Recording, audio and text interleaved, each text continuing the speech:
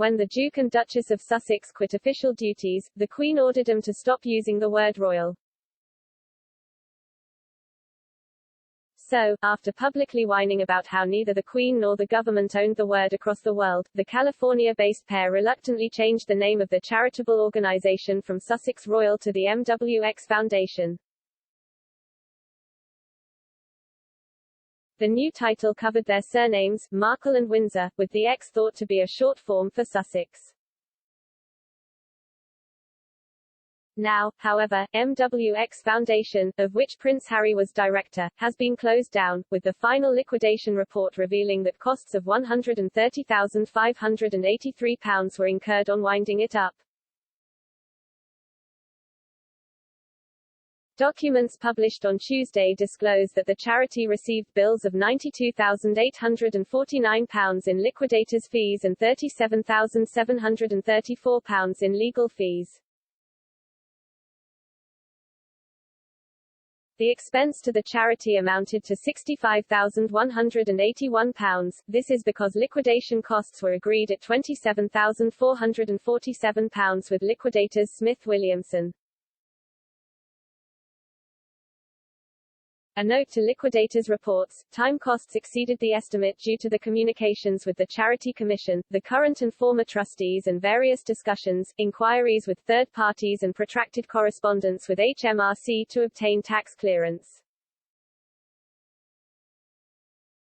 Additional costs have been met by a third party, the remaining time costs are to be written off. It doesn't disclose the identity of the third party. There was a £213,000 surplus from the closure. This was paid in the form of a grant to a not-for-profit enterprise, understood to be Harry and Meghan's eco-travel firm, Travelist Limited. Liquidators state, in accordance with the terms of the grant agreement, we receive income and expenditure reports on the use of the grant's funds to show they are utilized in accordance with the charity's objects. The couple have started a new charitable foundation, Archewell, whose name originates from the Greek arche, meaning source of action, which inspired the name of their 3-year-old son, Archie. The Duke and Duchess of Sussex refused to communicate with the popular press. Ethical fashion campaign Olivia Firth has put the boot into fashion house Balenciaga after it unveiled a £1,290 pair of trainers, which purposely come with holes, rips and scuff marks. To buy something so destroyed is beyond offensive towards people I've actually met who wore shoes like this because they couldn't afford even basic meals, says Livia, 52, the estranged wife of Oscar winner Colin Firth. What is Balenciaga trying to say? Fashion is art, yes, and provocations have been many during its history. But what is the statement here? Posh pop star Florence Welch says her wild partying days are over. We go to fragrance bars instead, the ethereal singer reveals. When I had COVID, I was terrified I was going to lose my sense of smell. I woke up and I knew something was wrong. I have a big fragrance collection but I couldn't smell anything. I was weeping and spraying perfume at 3 in the morning. When I told my friends, they were like, isn't that a regular evening for you? Horror as Dame Anna is stopped by the velvet rope. Even with her trademark black sunglasses on, Dame Anna Wintour has one of the most recognizable faces in the world. But that didn't prevent her being asked to provide photo identification to gain entry to a theater show in New York. And, judging by her expression, the American Vogue editor-in-chief was not impressed. It did seem to be a case of don't you know who I am?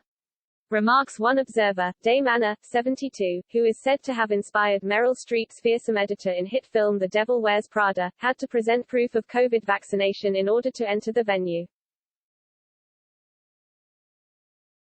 While she had no problem showing her vaccine card, a health compliance worker then asked for photo ID, a protocol for all attendees.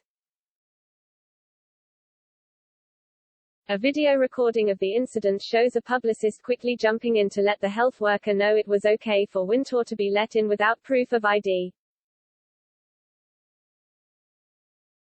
Sir Geoffrey Cox, who raked in £1 million last year from his extracurricular work as a barrister, has made another £100,000 for only 25 hours work.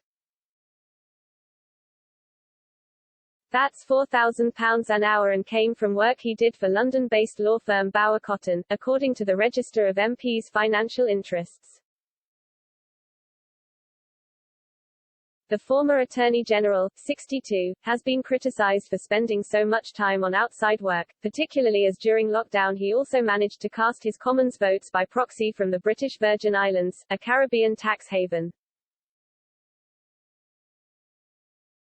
4 parties and a wedding for Viscount after securing her parents' approval via video link, the Earl of Bradford's son and heir, Viscount Newport, and Latvian-born Eliza Liepina head to the altar on Saturday for the year's most sumptuous society wedding. It must be costing $500,000. There are 4 parties, I'm told, as excitement mounts at Weston Park, the former family seat in Shropshire. There's a dinner on Thursday, a drinks party on Friday, a black tie dinner for 190 on Saturday and a brunch on Sunday. Tantalizingly, the estate church holds only 120, so guests who can't fit in can watch on a screen in Weston's dining room. Never underestimate the scale of Sarah, Duchess of York's ambition. Prince Andrew's ex-wife is to bring out a series of young adult novels as part of a 22-book deal with Australian publisher Serenity Press. The first of the 3 titles, co-written with Michelle Worthington, is called Demon's Land, to be published next month. There's just something about adolescence, with all its incredible triumphs and heartbreaking failures, that makes it the perfect backdrop for powerful storytelling, says Fergie, 62.